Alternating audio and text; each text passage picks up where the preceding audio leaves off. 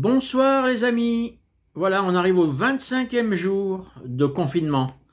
J'espère que ça se passe bien pour vous. Quant à moi, ça va.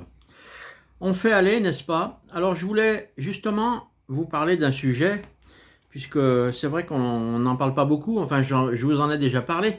Mais là, je voudrais un petit peu approfondir ce sujet, puisque c'est important, puisqu'il s'agit de l'eau. Vous savez que l'eau, c'est indispensable à la vie, hein, à votre santé. Donc, je disais que l'eau, un jour ou l'autre, on arrivera à en manquer. Ça, c'est d'une évidence, hein. Peut-être, je ne sais pas dans combien d'années, mais ça pourrait bien arriver. Donc, c'est pour ça que je voulais traiter un petit peu le sujet et approfondir ce sujet avec vous. Donc voilà, le manque d'eau potable, c'est ce que je voudrais vous parler. Donc, le manque d'eau potable est devenu désormais, pour la planète et l'espèce humaine, un enjeu majeur.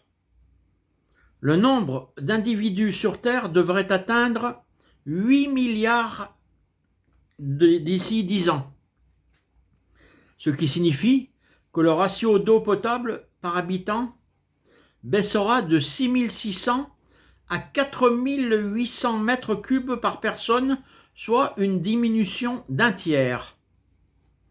Cela signifie que dans moins de 10 ans, un homme sur 3, voire 1 sur 2, pourrait souffrir de ce manque d'eau. C'est-à-dire le fait de vivre avec moins de 1700 mètres cubes d'eau par an. La problématique trouve essentiellement ses origines dans le fait que nous consacrons la majeure partie de nos réserves en eau à l'agriculture pour booster la productivité de nos exploitations. Résultat, les ressources disponibles pour l'humanité vont en diminuant. Pour essayer de changer la donne, certaines entreprises ont donc imaginé de prendre le problème dans l'autre sens. Pourquoi ne pas augmenter les ressources disponibles en eau potable en dessalant l'eau de mer, des océans, qui représentent 97% des ressources de la planète? Dans ce domaine, la France a le vent en poupe. Son expertise est plus en plus reconnue à travers le monde. Et ses entreprises sont très performantes en matière d'innovation et de développement. Si la France est pionnière dans ce domaine, c'est parce que nous nous sommes intéressés très tôt à la problématique de la pénurie d'eau. Dans les années 60, le Commissariat à l'énergie atomique français imagine de coupler les activités de production d'énergie et de dessalement de l'eau, puis ce sont les géants Suez et Veolia qui développent des techniques de dessalement d'eau de mer avec succès. Aujourd'hui, ce savoir-faire s'exporte dans tous les pays du monde et crée de l'emploi. Il y a quelques années, en Australie, nos entreprises ont mis en place la plus grande usine du monde affectée au dessalement de l'eau de mer, avec une production de 450 000 mètres cubes par jour. En quelques années à peine, le dessalement est devenu le 3e marché des géants français du secteur qui recrutent régulièrement chercheurs, biologistes, ingénieurs, gestionnaires d'infrastructures, etc.